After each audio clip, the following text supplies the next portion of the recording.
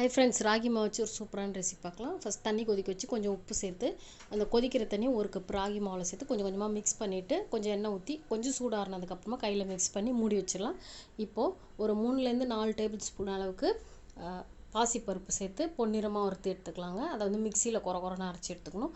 அதுக்கப்புறமா வெல்லம் 1/2 கப் அளவுக்கு சேர்த்து கொஞ்சமாக தண்ணி சேர்த்து வெல்லம் நல்லா கரைஞ்சதுக்கப்புறமா தேங்காய் வந்து 1 கப் அளவுக்கு சேர்த்துட்டு அதுக்கப்புறம் நம்ம அந்த பொடிச்சு வச்சுருக்க பாசிப்பருப்பு சேர்த்துட்டு நல்லா கலந்துட்டு பாதாம் நட்ஸ் ஏதாவது நம்ம கட் பண்ணி விருப்பமான நட்ஸ் அதில் சேர்த்து வச்சிடலாங்க.